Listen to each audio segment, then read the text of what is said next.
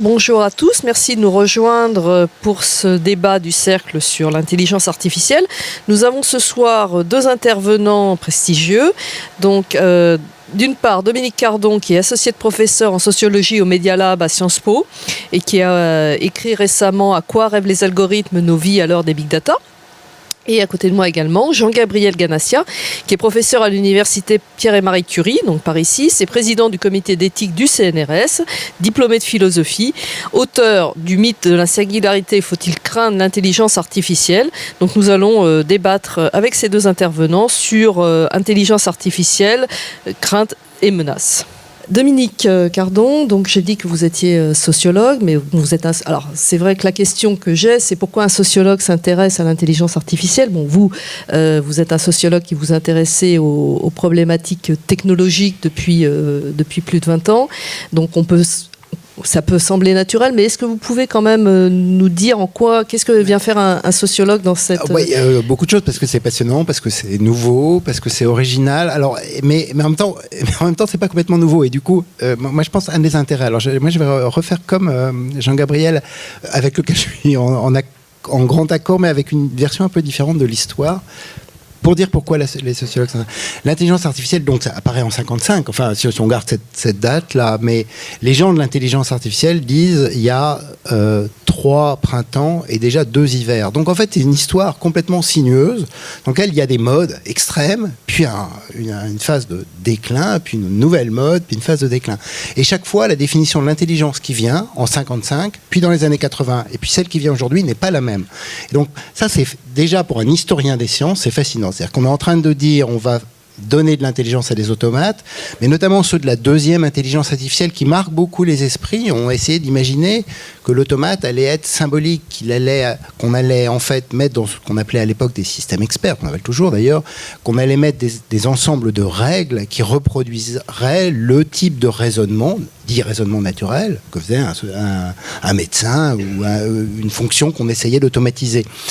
Et quand même, il y a une critique très très forte à l'égard de cette forme-là de l'intelligence artificielle, une vraie crise, on peut le dire, et que ce qui arrive aujourd'hui, mais on va en parler tout à l'heure, c'est une intelligence qui est beaucoup plus statistique et qui n'a pas beaucoup de règles symboliques à mettre en place, enfin en tout cas pour l'instant. Alors pourquoi ça intéresse aux sociologues ? Parce qu'en 55, quand John McCarthy crée son laboratoire d'intelligence artificielle, dans lequel il fait toutes les premières promesses de l'automatisation, de l'intelligence, etc., il imagine absolument que l'entité technique va avoir une sorte d'autonomie, et une autonomie éventuellement de décision, de volonté, etc. Et il fantasme et il projette cette idée de l'autonomie de l'entité. Alors je dis ça parce qu'au même endroit, à Menlo Park, à côté de Stanford, il y avait un autre laboratoire qui s'appelle le Stanford Research Institute, qui était piloté par Doug Engelbart. Et Doug Engelbart et John McCarthy se détestaient, et ils ont en fait ouvert, à mon avis, 2 voies à l'histoire des technologies numériques aujourd'hui.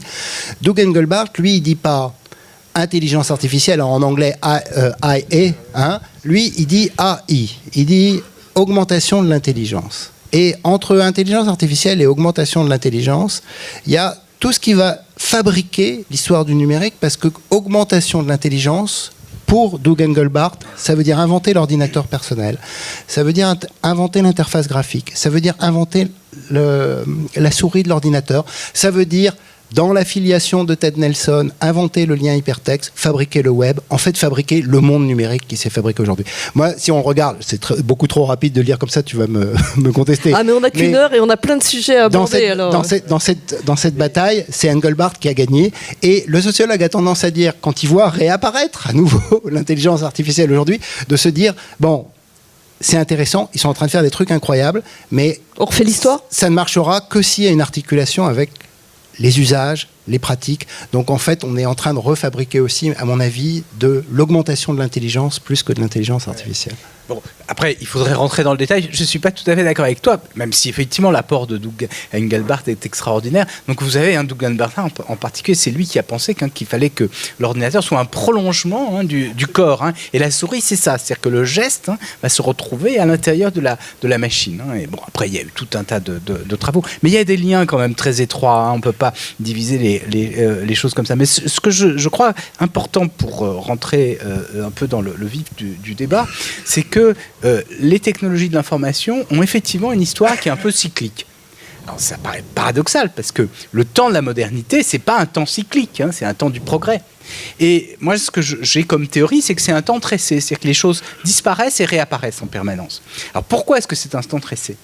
Je crois que c'est un temps tressé parce que nous avons affaire à des technologies qui ont des rétroactions, plus exactement il y a une dimension sociale, une dimension économique qui est extrêmement importante, et donc le développement des technologies va dépendre de tout un tas de facteurs qui sont des facteurs de retour d'usage, et donc il y a, comme quand il y a un solide qui se déplace sur un plan, qui a de la résistance, ça avance de façon chaotique. Et je crois qu'on a vraiment cela, et donc, mais on trouve à plein d'égards, il y a plein de choses, c'est cyclique sur plein de choses, c'est-à-dire que tu as fait un premier brossage, mais on pourrait en faire un deuxième avec les réseaux de neurones, on pourrait en faire un troisième avec les tablettes. Chaque fois, c'est effectivement, on espère quelque chose, et puis ça tient pas ses promesses, ça disparaît, puis ça réapparaît, etc. D'accord. Alors, je pense qu'on a bien dressé le tableau. On est aujourd'hui en 2017. Le sujet de notre débat, c'est l'IA porteuse d'espoir ou véritable menace, parce que c'est vrai que quand on vous lit, non, ça va, moi ça m'a rassuré de vous lire. Mais quand on lit d'autres auteurs, d'autres scientifiques qui sont bardés de diplômes, qui ont fait les meilleures écoles aux États-Unis ou en Angleterre, et où quand on entend un Bill Gates, un Stephen Hawking, même Elon Musk, on nous prédit quand même un peu l'apocalypse. Ça, c'est une part des informations qu'on peut avoir. De l'autre côté, nous avons, on nous parle d'intelligence artificielle dans la recherche médicale, la recherche génétique, dans tout un tas de travaux. Donc voilà, c'est un petit peu cette dualité aujourd'hui. Qu'est-ce qu'il faut penser ? Moi, il y a quelque chose que j'ai beaucoup aimé dans votre ouvrage, particulièrement Jean-Gabriel, c'est que vous dites finalement que ce sont tous ceux qui ont développé ces technologies d'intelligence artificielle qui se transforment en pompiers pyromanes et en marchands de catastrophes. C'est quoi le message ? Il y a depuis longtemps des gens qui ont imaginé tout un tas de scénarios extraordinaires.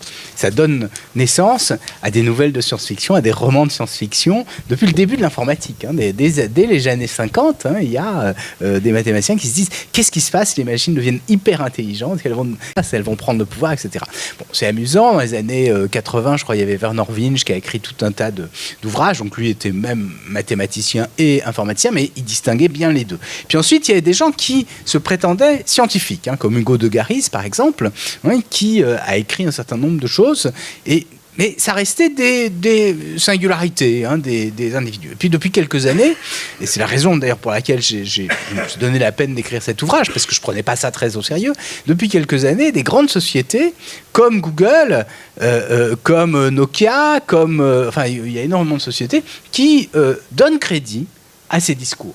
Par exemple, Google emploie Kurzweil, dont peut-être certains d'entre vous ont entendu parler, qui au départ est un spécialiste de reconnaissance optique de caractère, qui a fait une petite machine, d'ailleurs qui reçoit une médaille des mains de Bill Clinton, la médaille de la technologie, qui n'est pas n'importe quoi. Et ensuite, il écrit des ouvrages, des best-sellers, sur ce qu'on appelle la singularité technologique.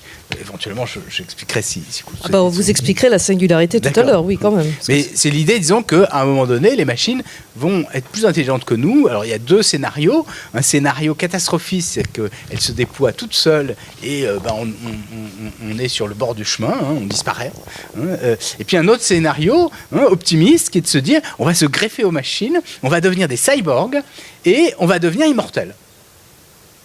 On sera des âmes, c'est-à-dire le corps, on jette le corps, on garde que l'esprit. Vous dites dans votre ouvrage qu'il y a quand même ces gens. Alors c'est ça qui est étonnant, c'est que on est parti de la science-fiction, d'auteurs de science-fiction. Aujourd'hui, des scientifiques de renom, parce qu'il est directeur ingénierie chez Google, Kurzweil. Exactement. Donc on est parti pas d'élucubration d'auteurs de science-fiction qui sont reprises quasiment par des grands scientifiques aujourd'hui. Donc ça c'est ça qui semble incroyable dans ce processus finalement pour arriver à moi, je peux dire, mais Jean-Gabriel le dirait presque mieux que moi, mais moi, ce qui me fascine, parce qu'en observateur des univers technologiques depuis 20 ans, plus de 20 ans, je suis toujours fasciné par le double discours. Et donc, en fait, c'est ce que tu dis aussi.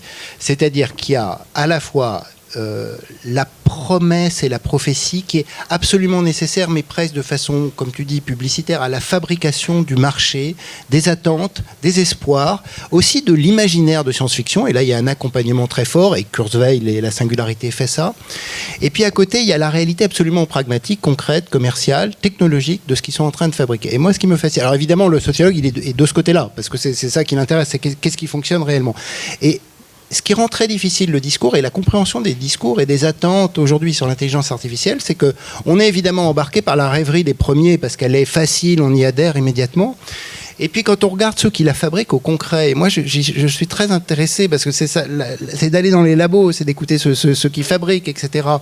Et quand on écoute Yann Lequin à Facebook ou quand on écoute Andrew Ng est un personnage beaucoup plus important quand il était à Google que ne l'était Kurzweil, qui a dirigé les Google X Project, puis ensuite qui a dirigé la recherche de Baidu, qui est un des cadors des techniques d'apprentissage aujourd'hui. Et lui, il est beaucoup plus mesuré, il est beaucoup plus réaliste, c'est-à-dire à la question de l'autonomie de ces entités artificielles, il a eu cette phrase que je trouve parfaite parce qu'elle dit exactement le point de débat dans lequel on est. On lui demandait, est-ce que vous pensez que ces machines vont prendre le pouvoir sur nous vers le moment de la singularité, etc. Il a dit, je me poserai cette question le jour où on se posera la question de la surpopulation sur Mars. Et la réponse est parfaite, parce qu'on ne sait pas aller sur Mars, mais on est déjà en train de se poser la question de la surpopulation. C'est-à-dire que... et la réalité de ces laboratoires, c'est qu'ils sont bien en train de faire des choses incroyables, parce que c'est vraiment incroyable ce qui se passe, avec les nouvelles techniques d'apprentissage dont il faudra parler, qu'on appelle intelligence artificielle, on ne sait pas, en raison de l'histoire, mais sans doute d'un terme assez mal choisi, elles arrivent à mettre en forme des formes de la prédiction, de la connaissance, des nouveaux services qui sont très très originaux, mais qui sont quand même assez loin de la prophétie qui est vendue par ailleurs de l'autre côté. Donc on fonctionne dans une sorte de monde bipolaire et comme tu le dis, ce monde bipolaire, c'est les pompiers pyromanes parce que c'est souvent dans la même entreprise ou les mêmes qui soutiennent, enfin qui vendent quelque chose qu'ils ne font pas en réalité. Et à ça, enfin, je crois que ce qu'il faut ajouter, c'est que donc d'un côté, on vend des choses incroyables et en même temps, ce rêve ou cette peur qu'on nous vend, à mon sens, masque beaucoup de choses sur la réalité et sur, bien sûr, ces choses incroyables qui sont en train de se développer, mais qui ont des répercussions énormes et qui sont cachées. Oui, alors ça, on y reviendra tout à l'heure dans la deuxième partie du débat. Juste pour donner un exemple très concret, hein, il y a quelques jours, je ne sais pas si vous avez vu, Elon Musk monte une boîte qu'il appelle Neuralink, qui a pour objectif des dispositifs électriques dans le cerveau, avec le rêve qu'il nous vend, c'est étendre notre mémoire sur des dispositifs électroniques.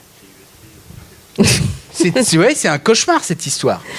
Il décrit ça. Et alors, qu'est-ce que vous en pensez, vous, en tant qu'expert ? Parce qu'on a tous lu cet article et c'est vrai que... C'est incroyable. Alors, première chose, donc il commence... Alors, il faut que je le mette plus près. Voilà, c'est ça. Voilà, ouais. Tous les trois, alors, je crois. Première chose, donc il part d'application des implants pour la médecine. Et il y a effectivement un certain nombre de choses qui marchent. Il n'y en a pas beaucoup. Mais il y en a une en particulier, en plus en France on l'oublie, c'est l'utilisation de la stimulation cérébrale profonde pour soigner un certain nombre de symptômes du Parkinson. Ce qui permet à des gens de continuer à avoir une activité normale. C'est un Français qui a inventé ça, Ben Abid. Donc ça c'est la première chose, et il commence à développer ce genre de choses. Après, plus loin, donc il y a des travaux qui sont faits aux États-Unis sur l'utilisation de ces techniques pour soigner un certain nombre de symptômes post-traumatiques, etc. Ce qui intéresse beaucoup les militaires. On est un peu plus dubitatif, ça peut marcher dans des cas de figure très très particuliers. Puis ensuite, lui, bien sûr, il laisse entendre, alors de façon un peu qu'il va étendre la mémoire. Alors, là, on n'a absolument aucun élément pour faire ça. Enfin, tout ce qu'on sait de la mémoire elle-même montre que ça n'a rien à voir avec un dispositif de stockage d'informations. Donc c'est complètement absurde. Ça c'est la Lune, hein, qu'on nous vend, ou Mars, etc. Alors justement, en parlant de Lune, parce que si on se pose des questions très très précises, excusez-moi d'être presque terre à terre par rapport à vos exposés, est-ce qu'une humanité terrassée par l'IA, la prise de pouvoir des robots, parce que bon, ça c'est pas des mots que j'ai inventés, hein, est-ce que ça c'est quelque chose qui qui est possible, qui est envisageable. Et après, vous développerez un petit peu le mythe de la singularité. Moi, je ne suis pas un expert en robots. Je crois qu'on en est loin. Et du coup, ça permet peut-être de dire, moi, ce que je trouve très original et fascinant aujourd'hui, c'est plutôt que l'intelligence artificielle, c'est le développement des techniques d'apprentissage et d'une sorte de changement dans ces techniques qui correspond à des changements qui résonnent pour un sociologue et qui, du coup, renvoient bien à cette idée qu'on calcule autrement la société. On produit de la prédiction des entités, etc., qui modélisent différemment le monde. Et elles le modélisent, et là, les big data sont au centre de l'affaire, c'est que, d'une certaine manière, je le dis de façon caricaturale, Jean-Gabriel ne va pas être d'accord, mais en même temps, je pense qu'en même temps, c'est un peu de ça qui s'est passé. Au lieu de faire un modèle complet dans lequel le robot aurait, ou l'intelligence aurait un ensemble de règles symboliques extrêmement sophistiquées qu'on lui aurait données, il est en train de mettre pas trop de règles, mais de faire énormément de calculs avec beaucoup de données.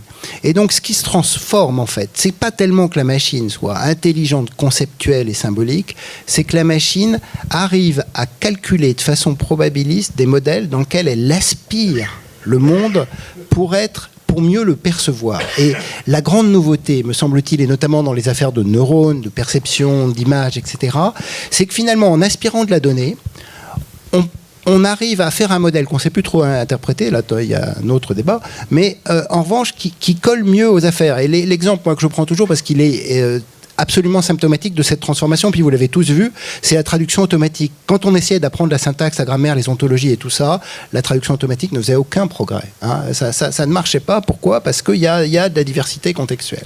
Et puis tout d'un coup, on s'est mis à arrêter la syntaxe complexe. Il y a toujours de la syntaxe, etc. Enfin, d'ailleurs, il y en a même de très malines. Mais en revanche, la Commission européenne nous donne à Google des textes traduits en 25 langues tous les jours. Elle leur fournit des tonnes et des tonnes de textes. Et mot par mot, 2 mots par 2 mots, 3 mots par 3 mots, 4 mots par 4 mots, on score, on fait de la probabilité. Et tout d'un coup, au lieu de penser par le haut, avec un modèle, un système, etc., de translation de langue à langue, mais en calculant par le bas avec des textes, tout d'un coup, il y a quelque chose qui s'est passé dans la traduction automatique qui est incroyable. Et d'une certaine manière, cette petit exemple, c'est en gros quand même, moi me semble-t-il, tous les endroits où on voit quelque chose percevoir, c'est que tout d'un coup on est en train de modéliser beaucoup mieux le monde social en lui faisant apprendre à condition qu'on lui donne les bonnes données pour qu'il le fasse. Oui, j'aurais envie de dire que tu n'es pas assez sociologue d'une certaine façon, assez historien. Non, il faut replacer ça dans le long terme. Les premiers efforts de traduction automatique, c'est antérieur à l'intelligence artificielle, c'est en 1952. Et ça se fait avec des dictionnaires. C'est un peu comme un mauvais élève qui prend un mot. Quand on faisait du latin, on faisait le gaffio, puis bon, en général, on avait la chance de tomber sur la bonne phrase et on traduisait. Et alors, malheureusement, il y avait, bon, bien sûr, il fallait trouver le contexte. Alors, bon, souvent, on le trouvait pas. Alors, ça marchait très mal, parce que, bien sûr, il y avait, par exemple, manche. Alors, on peut traduire. Alors, regarde si c'est masculin, le manche, la manche. Voilà. J'ai fait avec le gaffio. Voilà. Et donc, c'était ce qui marchait. Bon, 10 ans après, en 65, des linguistes disent c'est absolument pas possible. On arrête tous les efforts de traduction automatique et à ce moment-là, on se met à faire de la syntaxe et de la sémantique. Dans les années 2000, où à ce moment-là, on revient là-dessus et on fait de la traduction automatique, où on reprend le même principe, sauf que au lieu de se les palucher à la main, ces dictionnaires, on les fait automatiquement avec le web. Et on prend des bitextes. Les textes de la communauté européenne sont extrêmement utiles pour ça, parce qu'on prend chaque texte et puis la traduction. Et chaque mot, on voit comment c'est traduit. Et à partir de ça, donc on a les contextes. Ça peut faire des progrès considérables. Mais en même temps, c'est limité. C'est-à-dire qu'à un moment donné, il faut rajouter de la syntaxe. Prendre un autre exemple. Donc sur les réseaux de neurones. D'abord, c'est dans le programme de 1955. C'est une école été de 56, mais le programme est écrit en 55. Marvin Minsky et John McCarthy introduisent la notion de réseau de neurones. Et Marvin Minsky fait sa thèse sur les réseaux de neurones en 1950, donc il connaissait très bien. Pour eux, ça fait partie du programme de l'intelligence artificielle. Et effectivement, bon, il y a tous ces aspects cycliques. Et alors, répondez quand même à ma question, parce que c'est vrai que vous avez fait une réponse de sociologue, alors à moitié de sociologue, si je voilà, pas assez, parce qu'il faut aller jusqu'au bout. Et une réponse de physicien. Si la réponse, est-ce que demain, comme le prédisent certains, les machines vont être plus intelligentes que les hommes ? Alors, je vais faire une double réponse. D'abord, est-ce qu'on peut craindre que les machines soient plus intelligentes. Qu'est-ce que ça veut dire plus intelligentes? Elles sont plus intelligentes depuis très longtemps. C'est-à-dire qu'il y a des tâches qu'elles font mieux que nous depuis le début. Elles calculent mieux que nous.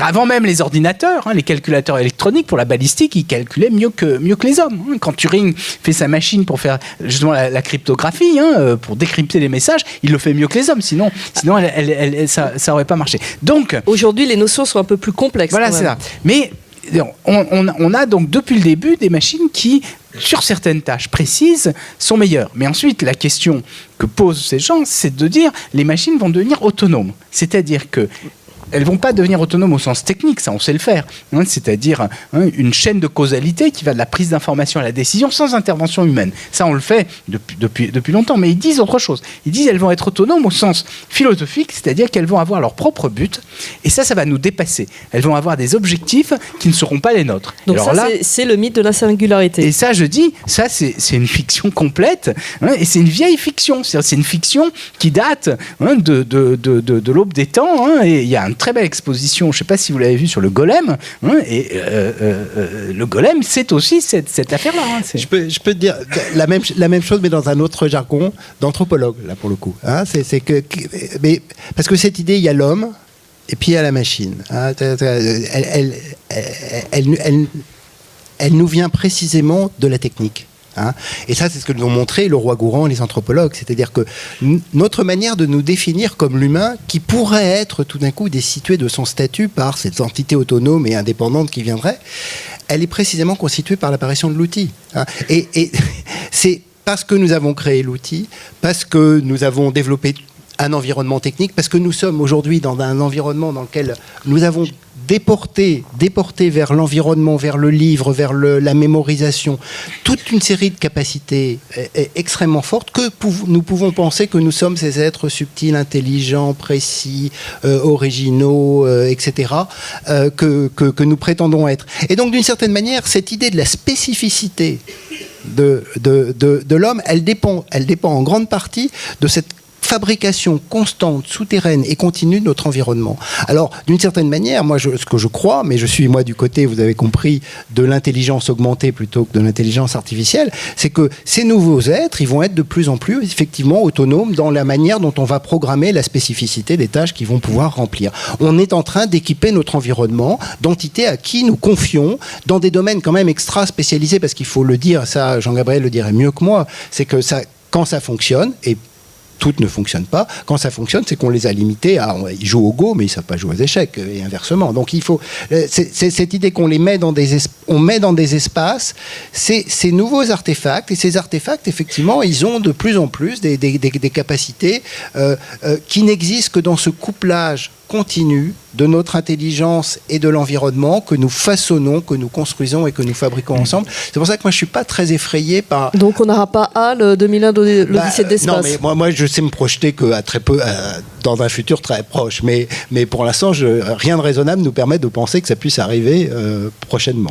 Peut-être un petit mot, revenir un petit peu sur le mythe de la singularité, et surtout ce que j'avais trouvé extrêmement intéressant et qui va parler à notre auditoire, c'est que le mythe de la singularité repose aussi sur cette idée du parallèle avec la loi de Moore.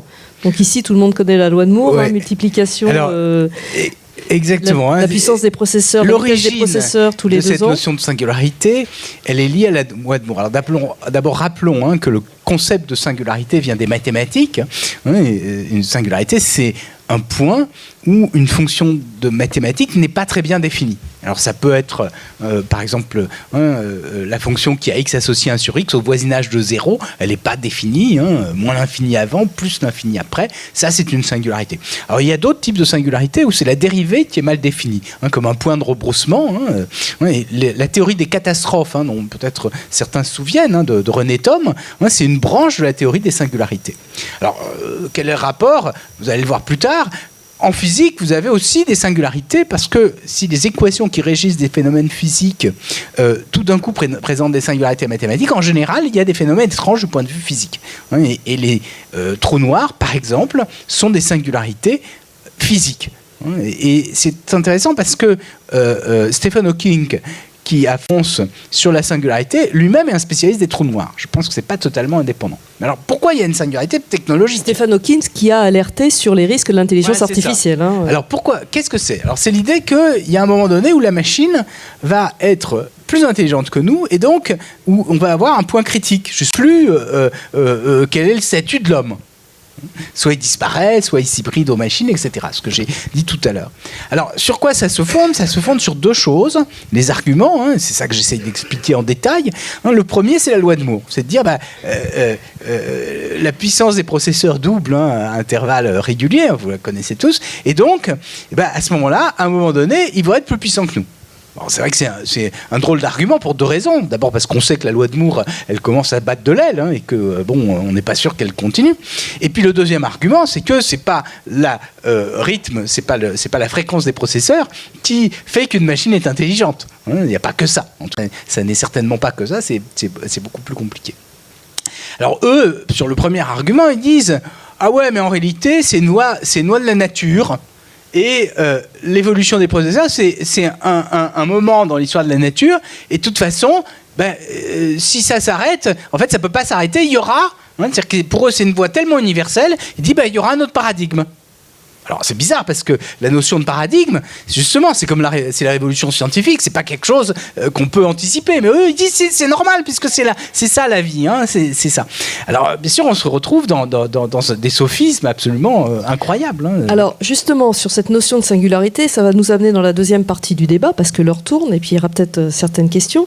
Moi, j'ai relevé dans votre ouvrage parce que pourquoi ce concept de singularité ? Pourquoi certaines entreprises, on en a cité ici quelques-unes, véhiculent, ou certaines personnes, certains chefs d'entreprise véhiculent ce concept de la singularité. Et alors vous, dans votre ouvrage, Jean-Gabriel, vous dites ces sociétés sont assurées de posséder les clés du futur, mais elles ont peur. Elles sont inquiètes car leur viabilité tient à peu de choses. Elles craignent le futur. Promouvoir la singularité, c'est exprimer publiquement ses propres incertitudes sur le futur. En fait, la singularité prendrait place dans la stratégie de communication de ces entreprises. Alors j'ai presque, sans aller jusqu'à la théorie du complot, on a l'impression quand même qu'il y a peut-être un débat philosophique, sociologique, anthropologique, mathématique. Il y a autre chose aussi derrière. Oui, parce que c'est un peu paradoxal quand même que ces entreprises qui développent ces technologies vous expliquent que c'est dangereux. C'est comme si un fabricant de cigarettes, tout d'un coup, vous dit « Attention, le tabac, c'est dangereux ». Donc c'est un peu bizarre. Donc j'ai essayé de comprendre pourquoi et j'ai émis différentes hypothèses. Et ces hypothèses, la première, c'est lié un peu à ce que j'appelle l'hubris, c'est-à-dire l'ivresse de la démesure, qui fait que ces jeunes entrepreneurs qui ont fait des capitalisations inouïes en très très peu de temps ont l'impression qu'il n'y a plus de limite possible. Et donc certainement, il y a une part de ça, je crois. Alors, ça nous amène justement à ces questions de souveraineté. Mais c'est pas la seule. De souveraineté. Je crois que c'est Dominique, vous le dites aussi, vous, à propos, si on reprend votre ouvrage sur les algorithmes, perte de souveraineté, déplacement de fonctions régaliennes, atteinte à la démocratie, ce sont des questions... Est-ce qu'on peut aller jusque-là ? Non, mais juste, je vais aller jusqu'au bout, parce que ça, c'est la première hypothèse. Deuxième hypothèse, c'est qu'on est dans un monde un peu étrange aujourd'hui. La nature de l'information est très particulière et donc le type d'entrepreneuriat n'est plus du tout le même aujourd'hui que ce qu'il était au 19e et au début du 20e. Et donc on a affaire à des entrepreneurs qui ont compris qu'il fallait en permanence être à l'écoute et donc récupérer. C'est pour ça qu'on a fait du big data au départ, parce qu'il fallait récupérer les données. Et ils ont le sentiment qu'au fond, c'est pas eux qui donnent une impulsion. Ils ont pas, bien sûr, ils ont quelques idées au départ, mais après, ils sont guidés par le marché, et donc cette idée que la technologie, au fond, se déploie de façon autonome et qui n'ont plus tellement de responsabilité, ça c'est un deuxième aspect qui est important. Et puis le troisième, c'est que je crois qu'il nous raconte une histoire qui nous fait peur pour masquer autre chose. Moi je suis d'accord avec tes trois raisons. Qu'est-ce qu'on nous cache ? Et justement, dans cette logique des nouveaux entrepreneurs et la question de la souveraineté, moi il me semble alors qu'il y a un enjeu. Alors, moi, c'est assez compliqué de le décrire, mais je vais le dire bêtement à partir de la statistique, qui est une chose qui m'intéresse, c'est qu'on a fait jusqu'aujourd'hui, on a prédit la société avec de la statistique, et la statistique c'est lié à l'État. Hein. Le mot l'histoire, le 19e siècle, c'est on connaître la population. Et pour connaître la population, on l'a mis dans des catégories. Et on a inventé la sociologie, le marketing, le CRM d'entreprise. Les gens sont des hommes, des femmes, ils ont des catégories d'âge, des niveaux de revenus, et puis on a fait des corrélations entre ces catégories, et d'une certaine manière, on avait une sorte de connaissance de la société qui servait à tout, qui sert à l'entreprise, qui sert à l'État, qui sert dans nos vies, qui était de dire nous faisons société parce que nous appartenons à des catégories, et l'air de rien, il y avait un pouvoir régalien sur la définition de ces catégories. L'INSEE n'est pas là pour rien, et elles ont joué un rôle central. Moi, ce qui me semble qui arrive aujourd'hui avec les traces numériques, et avec les entreprises qui les capturent et qui les enregistrent, c'est qu'on a là un concurrent direct, et que la question de la souveraineté est assez forte. C'est finalement cette prétention de dire on pourrait calculer la société sans passer par les catégories de l'État. On pourrait calculer la société par les traces. Les traces, ça nous évite de ranger les gens dans ces grandes moyennes, parce qu'évidemment, on fait des catégories pour mettre les consommateurs dans des segments qui ont été définis par des grandes catégories, mais c'est un peu imprécis. Dans les sociétés individualistes, dans les sociétés où il y a une incertitude sur nos comportements, dans une société aussi où on a une diversité de choix de plus en plus fort, moi je pense qu'on nous calcule de plus en plus parce que nous sommes de plus en plus autonomes dans nos choix. Mais il y a cette prétention qu'à Google, qu'à Facebook et les autres, de dire je vais calculer l'individu sans le calculer avec les catégories, mais je vais regarder la suite et la trace de ses comportements, puis je vais faire des calculs, et puis je vais être plus précis que l'État, je vais être plus précis que la sécurité sociale, je vais être plus précis que etc. et d'autres. Et du coup, là, il y a quand même un transfert massif des manières de fabriquer et de former la société qui vient un jour. Peut-être que je suis trop général, je donne juste un exemple qui me fascine. Dans la publicité. Oui, allez-y. Sur la disparition de la catégorie, mais vous connaissez ça, certains d'entre vous, j'imagine, c'est que maintenant une partie de la publicité sur le web est ce qu'on appelle programmatique. Qu'est-ce que ça veut dire programmatique? C'est que c'est plus des segments de marché, c'est vous chargez une page, le cookie envoie et met aux enchères votre trace de navigation. Il y a des annonceurs qui se battent aux enchères pour fixer le prix de la trace de votre navigation. Ils font comme ça de la technique probabiliste. Celui qui a gagné l'enchère affiche la bannière publicitaire sur votre page. Dans votre cookie, il n'y a pas votre nom, il n'y a pas votre âge, il n'y a pas votre sexe, il n'y a pas votre profession, il n'y a pas votre niveau de revenu, il y a la trace de votre navigation. Alors je crois que le transfert de souveraineté, il passe par cette idée qu'on va calculer les individus par les traces de comportement, on va la représenter autrement, il y a un mythe positiviste comme ça, de la représenter autrement. Et là, du coup, ces fameux acteurs privés deviennent les possesseurs et les décrypteurs d'une intelligence nouvelle sur nos sociétés que ne possèdent plus les États, et qui, évidemment, est une menace pour la souveraineté. Justement, pour décliner, je veux dire, tu l'as dit sur un exemple, je suis d'accord, mais on peut le décliner sur énormément d'exemples. Hein. La reconnaissance faciale, par exemple, c'est important de reconnaître les visages, hein, être anonyme, ne pas anonyme, etc. Et aujourd'hui, les grandes sociétés disposent des photos que les États n'ont pas, parce que les photos d'identité, ça suffit pas. Hein, et ils arrivent à partir de ça et d'apprentissage machine à faire des taux de reconnaissance incroyables. Hein. Google dit qu'ils apprennent avec 200 millions d'images. Alors, il y a plusieurs images par individu, mais ça fait quand même beaucoup. Hein, et ils ont un taux de reconnaissance de 99,64%. C'est assez impressionnant. Puis on peut décliner ça, hein, on peut continuer. Hein. Alors là, on est sur un vrai problème quand même de perte de malgré tout de perte de souveraineté. Je pense qu'on peut employer le terme, parce qu'on a un basculement dans la reconnaissance d'image. En plus, ça peut derrière, on peut imaginer tout ce que ça veut dire en termes de sécurité, de protection, etc. Donc un problème d'éthique. Hein, là aussi, je pense qu'on peut employer le terme. Qu'est-ce que vous préconisez? Alors, je sais qu'il n'y a pas de solution miracle. C'est vrai que ces grandes semblent des rouleaux compresseurs aujourd'hui, même s'il y a dans tous les pays du monde des instances de réglementation, de régulation, sans rentrer dans des États totalitaires ou pire qui vont tout fermer. Comment il faut contrôler ces GAFA? Alors c'est un terme générique, hein, parce qu'il y a les BATX aussi, les NATU, etc. Comment on fait? Parce que on peut être inquiet, mais peut-être que c'est pas irréversible non plus.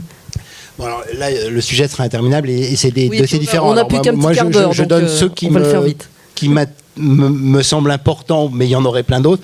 Le premier, c'est qu'il faudrait qu'elle paye des impôts. Je pense c'est la première des choses. Ah bah ouais.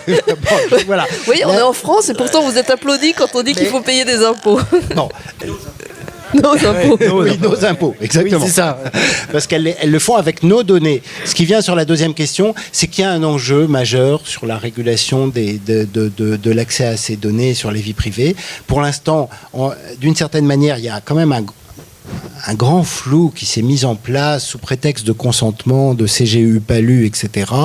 Il y a, mon combat, c'est ce qu'on appelle le cookie tiers, c'est qu'en fait, il n'y a pas de consentement de l'internaute avec le cookie tiers. Le cookie tiers, c'est celui que j'ai bien confiance dans ce site-là et j'accepte son cookie, et la relation de confiance me semble naturel, et il me semble naturel de donner les données au site, mais il y a tous ces 15-20 cookies qui viennent se glisser parce qu'ils appartiennent à des ad networks, à des metrics, etc., qui vont ensuite me suivre sur d'autres sites et qui vont les distribuer partout, et puis ça va être transvasé. C'est pas propre, c'est pas clair, c'est mal régulé, et je suis pas sûr d'ailleurs que la nouvelle directive sur les données personnelles arrive à le faire, mais il y a quand même un enjeu. Est-ce que pour vous on va dans le bon sens avec cette directive, parce que c'est un sujet qu'ils connaissent tous là, ils sont tous en train de plancher dessus, oui, et passer des nuits blanches là-dessus. C'est un règlement, parce que la directive est déjà, oui, le règlement. Merci, le nouveau règlement. Ce serait compliqué parce qu'il y a plein de choses différentes dedans. À mon avis, il y a des choses qui sont très bien, et puis il y a d'autres choses qui sont D'accord, donc on vous réinvitera pour le prochain débat sur le sujet. Et moi, il y a une troisième chose auquel moi je suis très sensible, c'est la question de l'audit des algorithmes. C'est-à-dire qu'il y a un manque de clarté sur les calculs qui sont faits. Alors, et que cette chose, alors le thème monte, le Conseil national du numérique, l'INRIA aujourd'hui, la Commission européenne, tout le monde est un peu en train de se préoccuper sur l'idée qu'il y a un manque, non pas de neutralité, parce que le terme n'est pas bon, mais de loyauté. C'est-à-dire qu'il faut que on donne à l'utilisateur des clés d'interprétation de la manière dont ils sont calculés par tous ces nouveaux systèmes. Ils vont pas faire des mathématiques, des supports vector machines, des naïfs bayésiens, ou rentrer dans la rétropropagation du DIP. Mais il faut absolument qu'on leur dise quel est le genre de principe qui est mis en œuvre dans les données qui rentrent, dans les données qui sortent, pour qu'ils voient à peu près si les livres qui ont été lus par on vous dit la recommandation Amazon, les livres qui ont été lus par des gens qui ont acheté le même livre que vous, il faut être sûr que ce soit bien des livres recommandés qui ont été achetés par les gens qui ont acheté le même livre que moi, ce qui n'est pas du tout sûr. Et donc, il y a une question d'audit sur finalement le type de contrat que l'on passe, même s'il est un peu flou, avec ces techniques de calcul qui se mettent un petit peu partout dans nos vies, qui me semblent assez nécessaires. Et là, il y a beaucoup d'initiatives qui sont prises dans cette... Moi, il y a trois choses. La première, c'est que je crois qu'il ne faut pas regarder dans le rétroviseur de l'histoire. Et je crains que souvent, on a tendance à s'inquiéter du futur avec le regard du passé. C'est-à-dire qu'on pense à l'État tout-puissant, et donc, on va s'inquiéter de la surveillance de l'État, or que le problème est différent, parce que les acteurs sont différents. C'est-à-dire que moi, j'avais travaillé sur la notion de surveillance, que je n'ai pas le temps de présenter ici, mais je pense qu'il y a une clé d'entrée. Qui est présentée dans votre livre, d'ailleurs. Qui est une clé d'entrée, je crois, dans le monde contemporain. Et justement, dans le cas de la surveillance, et ceux qui ont du pouvoir, qui prennent l'information, aujourd'hui, on est dans un monde différent. Tout le monde prend de l'information, et donc la logique est tout à fait différente. La deuxième chose, c'est que je crois qu'il faut, tu as raison, il faut certainement des certifications des différents logiciels. Et pour ça, on n'a pas besoin de savoir, je suis d'accord avec toi, quel est l'algorithme dans le détail, mais en revanche, sur l'apprentissage, on a besoin de savoir quels sont les critères qui sont pris en considération. Et la déloyauté, elle vient par exemple, si on vous fait une prime d'assurance risque ou une prime d'assurance voiture, en fonction du code postal de l'endroit où vous habitez. Ça, c'est tout à fait déloyal, puisque ce n'est pas lié à votre propre comportement. Et là, il faut qu'il y ait une réflexion là-dessus, et donc une éducation, une compréhension. Puis le troisième point, c'est sur l'éducation. Je pense qu'il faut que les hommes politiques aient une meilleure compréhension des enjeux, et il faut que les citoyens aient une meilleure compréhension des enjeux. Il se trouve que, par exemple, Google aspire toutes les requêtes. Et donc on est capable de suivre, vous le savez mieux que moi, de suivre à la trace, grosso modo, ce qui se passe dans toutes les institutions, puisqu'il savait, en général, quand quelqu'un a un rendez-vous avec quelqu'un d'autre, il commence à taper son nom sur Google.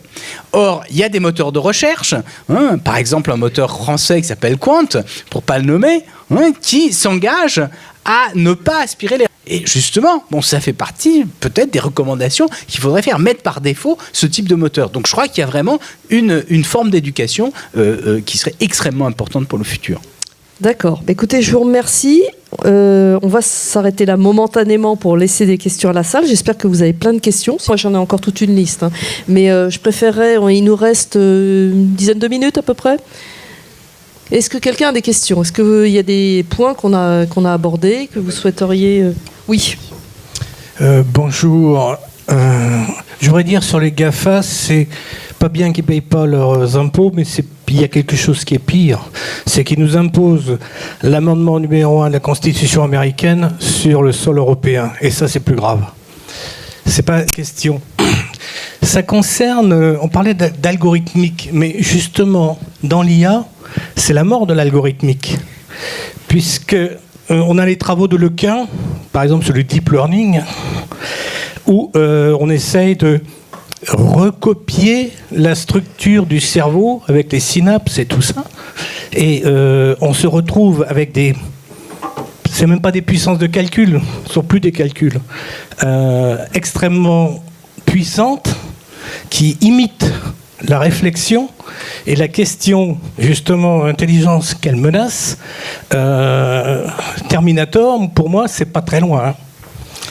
Alors... Là, il faut préciser, hein, le terme d'algorithme, qui est redevenu à la mode, est un terme ancien.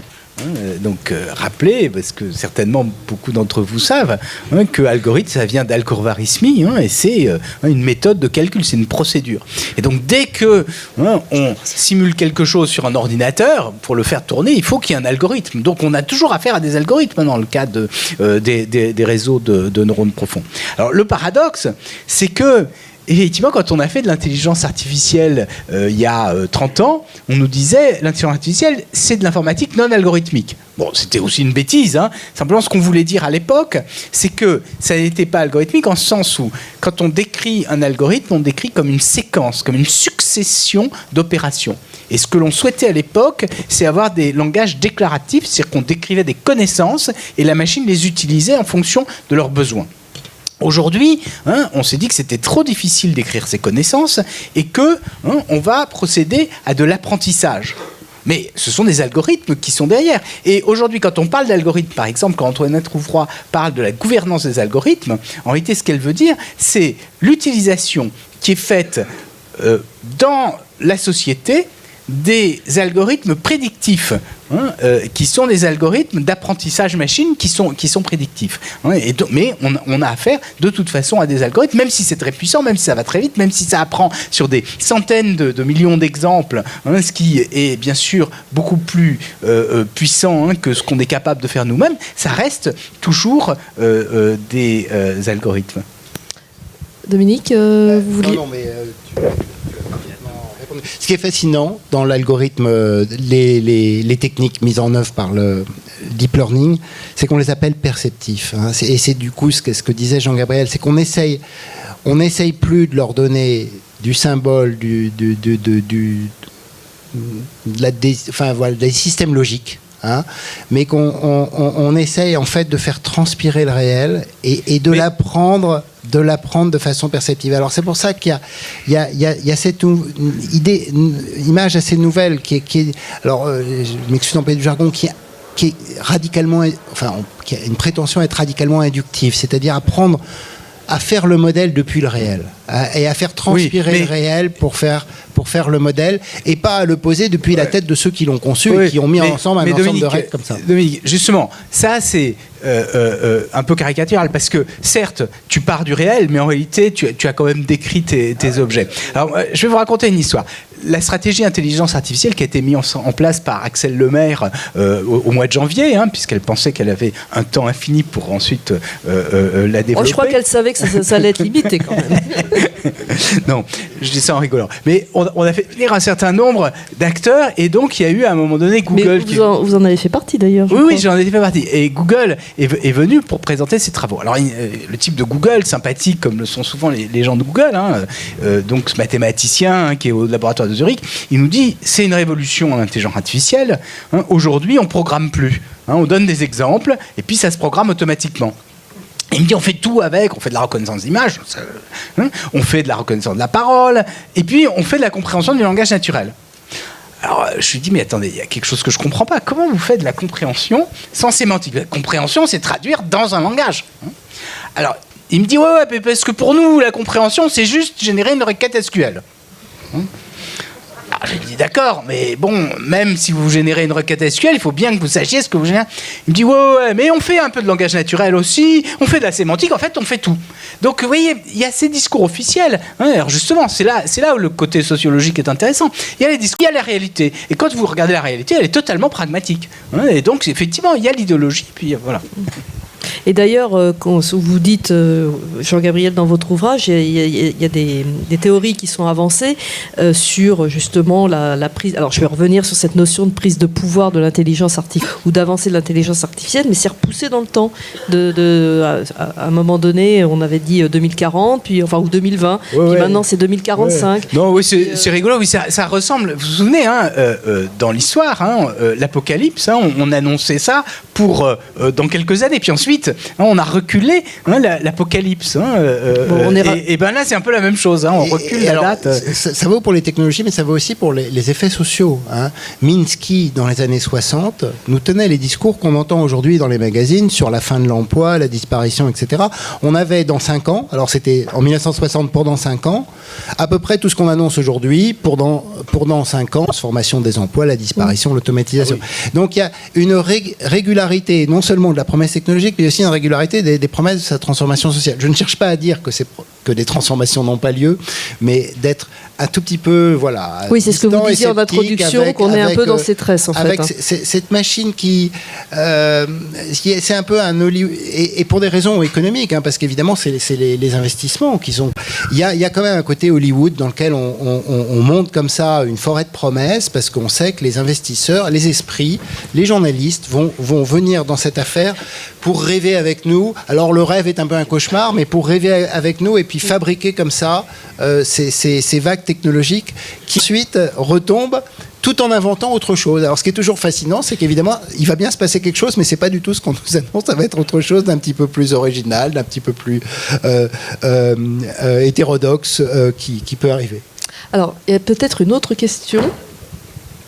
Oui, j'ai mis quelques autres ouvrages parce que nos deux intervenants ont beaucoup écrit, mais il y a aussi d'autres ouvrages qui sont parus ces dernières semaines pour vous montrer que le sujet est quand même prégnant. Je vois pas. Allez-y. Si vous avez un micro. Oui, bonsoir. C'est super intéressant ce que vous dites. Et c'est vrai qu'on ne peut pas anticiper trop l'avenir. Et je pense que c'est rigolo. La science qui essaie de décoder la psychologie alors qu'on n'a pas pensé à la définir clairement. Donc c'est ça. Juste, il y a plusieurs degrés d'intelligence. Et je pense que peut-être il y a des risques qui sont déjà là. Nous, gens de technologie, on n'est pas au même niveau de réflexion. Mais il y a peut-être des menaces parce qu'on décorrèle les choses. Il y a de l'intelligence pour faire. Et aujourd'hui, on la code bien. On sait conduire une voiture. On sait reconnaître des visages. On sait reconnaître des voix. Il y a de l'intelligence pour être intègre, avoir une raison. Et quand vous décorrélez les deux, si dans la finance, vous décorrélez ce que calcule le trader et puis son intégrité professionnelle, et que quelqu'un met la main dans ce code, boum. Et boum, à des millions d'opérations par seconde. Et ça, c'est aujourd'hui. Et donc le fait de décorréler la sagesse et le faire est déjà peut-être en danger aujourd'hui, vous ne pensez pas ? Non, mais je suis tout à fait d'accord avec vous. Justement, avec les systèmes autonomes tels qu'ils sont aujourd'hui, au sens technologique, vous avez des systèmes qui apprennent, ils se reprogramment, donc ils peuvent être tout à fait surprenants. Et donc, l'une des questions, c'est de se dire, est-ce qu'on peut rajouter sur ces systèmes des prescriptions pour éviter qu'ils se comportent mal. Et moi, je travaille là-dessus. Et alors, c'était intéressant parce que moi, j'étais aux États-Unis il y a 1 an et on avait un grand débat. Parce que moi, je disais la prescription est d'un ordre logique différent de la description. Et donc, il faut justement réintroduire des notions humaines. Je veux dire, les religions révélées, elles sont révélées parce que justement, c'est pas de l'ordre de l'expérience, les 10 commandements. Et les Américains avec qui j'étais, eux, ils ont des visions pragmatiques. Et ils me disaient, mais non, on va tout apprendre. On va apprendre les valeurs et ensuite on va réintroduire les valeurs à l'intérieur des machines. Je ne sais pas si je réponds à votre question, mais en tout cas, alors après, il y aurait vraiment beaucoup à dire. Il y a une chute et puis après, il faut laisser le floor pour les autres. Mais vous avez une vision analytique. Systémique serait peut-être plus adaptée, puisque la machine et l'algorithme ne va pas vivre tout seul. Heureusement, on est encore autour. Le Terminator tout seul, il n'existe pas. Ou alors, c'est la fin du film et ils n'ont pas encore fait celui-là. Mais En fait, on cohabite avec. La Kalachnikov est dangereuse parce qu'il y a l'homme. Et l'algorithme sera dangereux parce qu'il y a l'homme. Donc si quelqu'un met l'algorithme de main, c'est ça, c'est la combinatoire des deux. Et c'est la vision systémique et holistique qui est intéressante. Non, pour aller dans votre sens, c'est pour qu'il n'y ait pas d'ambiguïté. L'intelligence des machines, c'est nous qui la donnons aux machines. Hein, c'est pour ça que je suis d'accord, c'est de l'intelligence augmentée. Et ces systèmes, c'est là où il faut qu'il n'y ait pas d'erreur. Les systèmes techniques sont des systèmes socio-techniques. Hein, c'est-à-dire qu'ils ne sont pas isolés. Ils ne prennent sens que dans un environnement, avec une organisation autour qui les utilise, bien ou mal, positivement ou négativement. Et pour renforcer ce point d'argument qui est évidemment très important dans l'idée de l'augmentation de l'intelligence, c'est-à-dire d'un couplage absolument continu que la société a fait avec les technologies, on pouvait dire d'une certaine manière, d'un certain nombre, la Kalachnikov, qu'il y a quand même l'artefact et puis l'homme, même si nous l'avons fabriqué. Ce qui est vraiment assez original, intriguant dans les techniques d'apprentissage, c'est que c'est nous qui leur donnons constamment des données, des signes, des traces, des indicateurs, des tags pour apprendre. Et donc, on a vraiment le couplage homme-machine qui est absolument constant. On peut dire que nous éduquons les algorithmes. Hein. Et du coup, il y a presque un enjeu, on pourrait dire, social et éthique, c'est comment on a envie de les éduquer, à quelle école on veut les mener. Est-ce que l'école, c'est juste de leur apprendre nos comportements de navigation sur Internet pour améliorer les performances publicitaires, ou est-ce que c'est leur donner des bases de données de connaissances qui les permettent de nous rendre plus curieux, plus attentifs à la diversité du monde, etc. Le fait même que les voitures qui sont en train de conduire partout, etc., tout ça, en fait, elles sont en train d'apprendre de nous. Et donc, nous ne cessons de faire couple avec ces machines, et c'est pour ça que cette idée, ce fantasme de l'autonomie, de la conscience autonome, etc., est constamment mise à mal par le fait qu'il y a ce couple, et que dans ce couple, je pense qu'il faut qu'on réfléchisse à notre responsabilité dans l'affaire. Je dis ça. Oui, mais est-ce que c'est notre responsabilité? Est-ce que c'est la responsabilité de ces grandes entreprises? Non, évidemment, il ne faut surtout pas détourner les entreprises de tout ce qu'on a dit tout à l'heure.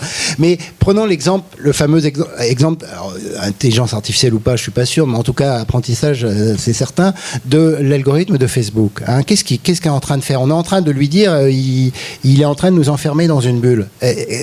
Réfléchissons à ce couple que nous formons avec la bulle.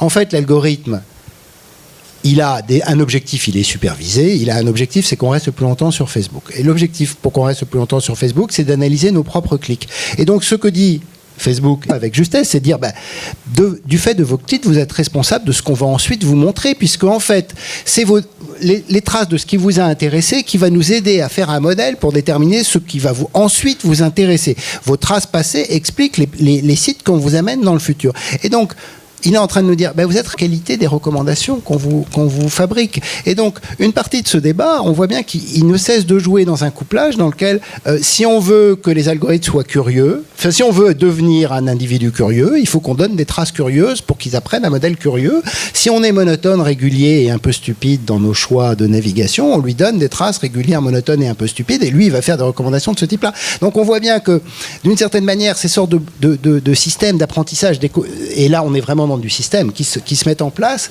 c'est chaque fois des fabrications entre la société et les artefacts. Merci. Alors, est-ce qu'il y a encore une dernière question ou pas? Oui. On va vous donner le micro.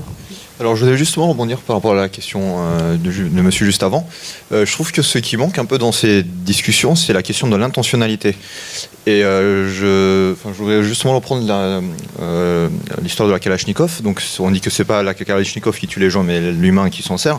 Et justement, vous revenez sur ce qu'on apprend, ce qu'on demande aux algorithmes d'apprendre. Mais est-ce que finalement, c'est pas ça le maillon qui manque à cette histoire de Terminator, et que finalement on est capable de... Enfin, on a la loi de Moore, donc on sait faire des ordinateurs de plus en plus puissants. On sait leur faire apprendre de plus en plus de choses dans des temps de plus en plus courts, très bien.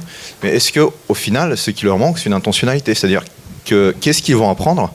Et au final, c'est pas, si c'est l'humain qui à chaque fois leur dit je te pose cette question, trouve-moi quel produit je vais vendre à cet acheteur-là, au final, les algorithmes ne vont pas rester juste un outil très perfectionné, très avancé, mais juste un outil qui, au final, en tant que tel, ne fera pas grand-chose. Et ne sera pas capable de... Enfin, la question ne se posera pas de savoir est-ce que, finalement, ils vont dominer les humains ou pas. Exactement, mais ça c'est un peu ce que je disais au début, c'est que le type d'apprentissage qui est en jeu ici, c'est de l'apprentissage dit supervisé. Et donc ça veut dire qu'on donne des exemples, on donne les catégories des exemples. Et tous ces systèmes sont fondés sur la même idée, même si c'est très puissant, même si c'est avec beaucoup d'exemples, même si ça rend énormément de services, c'est toujours la même chose. Et donc effectivement, c'est la raison pour laquelle il n'y a pas de risque que les machines, tout d'un coup, prennent aient leurs propres intentions, c'est-à-dire qu'elles aient leur propre volonté, qu'elles aient des buts qui soient différents des nôtres. Mais elles peuvent nous surprendre. Et alors, deuxième chose, il peut y avoir des gens qui utilisent ces systèmes avec des intentions qui sont différentes. Il y a des applications extrêmement positives de ces systèmes dans le domaine médical. Il y a des applications qui peuvent être négatives. Peut-être en cybercriminalité d'ailleurs. On peut avoir les deux. C'est-à-dire qu'en cybercriminalité, on peut utiliser ça pour essayer de détecter des comportements malhonnêtes. Et puis à l'inverse, il y a des gens qui faisaient ça pour essayer de forcer un certain nombre de portes. Il y a un très bon livre que certainement, peut-être quelques-uns d'entre vous ont lu, qui est écrit par une mathématicienne qui s'appelle Cathy O'Neill et qui a un superbe titre, Weapon of Math Destruction. Donc c'est joli, donc c'est arme de destruction mathématique, bien sûr, et bien sûr on pourrait confondre avec Weapon of Mass Destruction, arme de destruction massive. Et elle montre les effets prédateurs des systèmes d'apprentissage, des systèmes prédictifs sur la société américaine. Par exemple, elle montre que l'augmentation des droits dans les universités est liée à ça, à l'utilisation sur les primes d'assurance, l'utilisation dans la justice, etc. Donc effectivement, il y a toutes ces questions se posent, mais je suis d'accord avec vous, bien sûr, les machines, elles ne se développent pas toutes seules. Dominique, pour conclure, peut-être. Juste un rebond, mais qui renvoie à la même discussion, c'est des techniques supervisées et donc rendre public, audit des algorithmes, les objectifs de supervision qui sont donnés à ces algorithmes devient absolument nécessaire. Et quand on les regarde de près, c'est là qu'il y a un débat de société, c'est que finalement, et surtout que c'est plus simple à calculer, la plupart des objectifs, c'est de maximiser une utilité qui est de rendre le service le plus efficace et rapide à l'utilisateur avec une définition incroyablement utilitariste de l'utilité. D'abord parce que ça sert la plateforme, faire rester les gens les plus longtemps sur la plateforme. C'est souvent ça l'objectif de la supervision qui ensuite va régler tous les paramètres de ces affaires.